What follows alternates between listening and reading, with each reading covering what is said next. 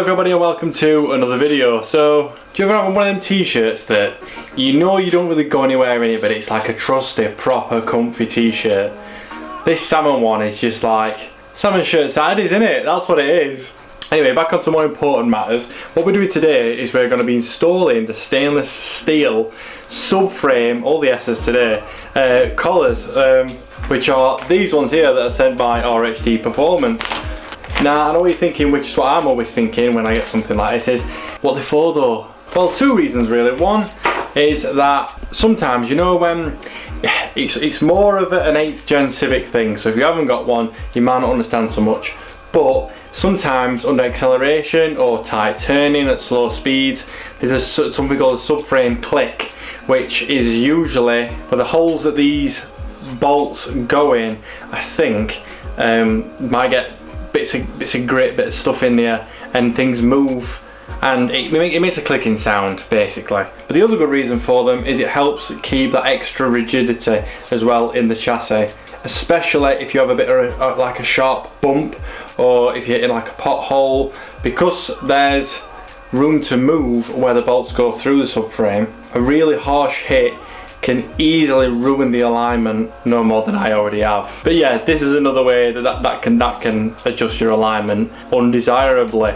So we're going to pop those in today. There's 3 different, it's hard to see, but there's like 3 different sizes in them as well, for 3 different areas. I've been doing a bit of research, doing a bit of googling, watching other videos of other people doing them, and I think I know where the 3 bolts are that it goes in, and I think I know which order they go in as well. So the car's already jacked up. I thought I'd have to take the under tray off for this.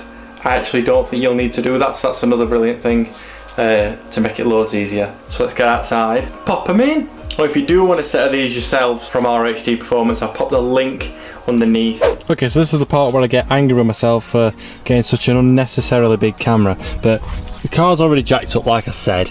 We've got them on the stands, and if you come under here with me, come with me. 1 minute.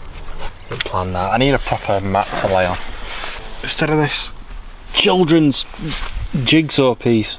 You've got these 2 points here where this is where I've actually put the jack stand as well to prop it up on the bushing on the arm. So there's those 2 that you'll see first, which is like just under the wheel well. There's one further back that you can see there. That's not one to do, because that goes into the subframe and not into the chassis, where this goes into the body itself.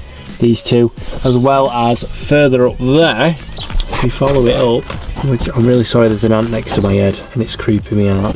There we go, there's one up there, so I'll zoom out so you can see where that is, just above the track rod end, and they're the 3 you need to do. From what I believe, because I've just had to go doing the other side, with the RHD ones you've got 2 sizes from what I can see. Some have 3 sizes, some have 2. So you've got the thinnest one, which goes into this one here. They should fit. They'll only fit in certain places, so the thinnest one fit in here, and then I knew the other ones went there, and the one that's higher up as well. So first thing I'm going to do, these are 17 mils. I'm going to use a breaker bar and break them off slightly, so that I'll be able to use a normal socket wrench to get rid of them one by one. So we'll do one, put the collar in, back in, tighten it up, next one, and so on. If you can, because we've still got the wheel on, but it's probably easier without. If you want to do the one up there with an impact gun, which is what I've been doing with an extension, you can also do it that way to take it off. So let's get started.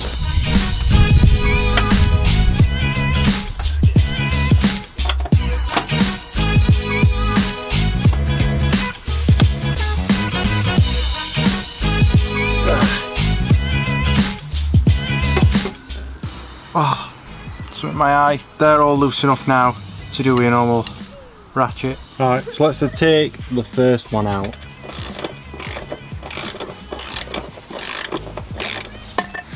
Okay, that's your first bolt.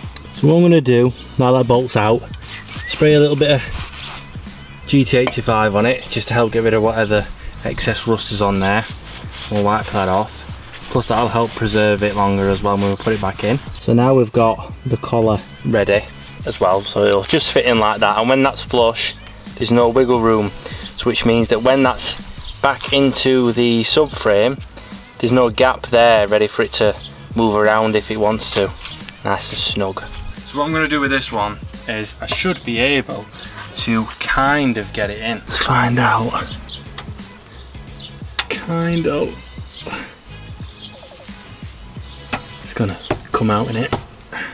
Right, let me just grab a mallet. If you can, use a rubber mallet, because then you're less likely to do any scratches or any damage to the collars or your subframe.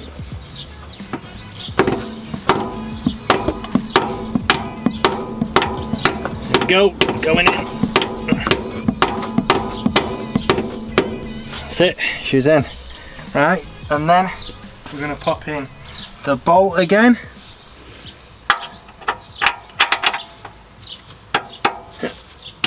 There we go. And then we'll tighten that back up. And then that'll be that one done.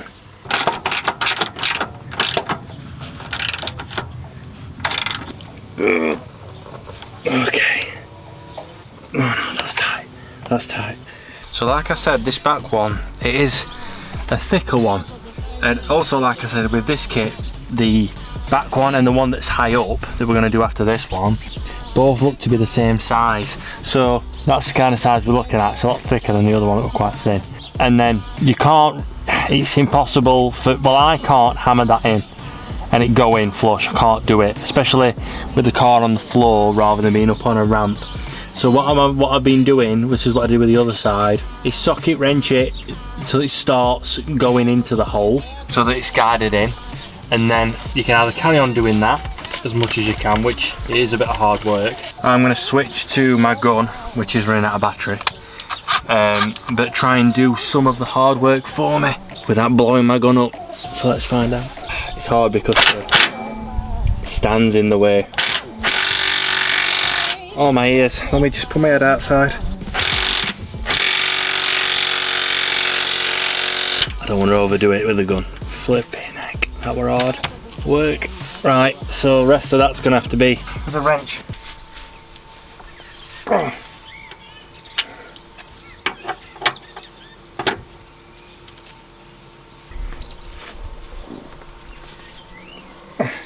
Right, time for that top one now, which I can take off. Oh, sorry, you've not got a great view there, have you?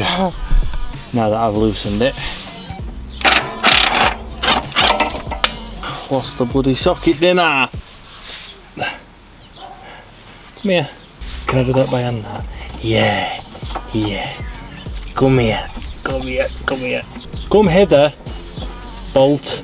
That's the bolt. That don't look too bad condition, that one, to be fair. Oops.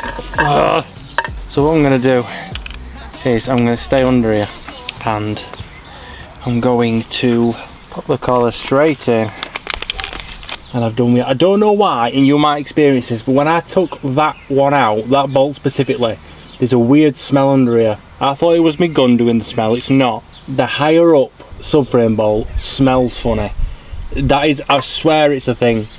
I never heard it, but please enlighten me if you've come across this, or if you do this and come across. Oh, you little straight. You see, that one went in. That one's sliding back out. We were that easy. Oh, don't say that. They're definitely all the same size. I know for a fact that 4 of them are the same size. I was lining them up and everything.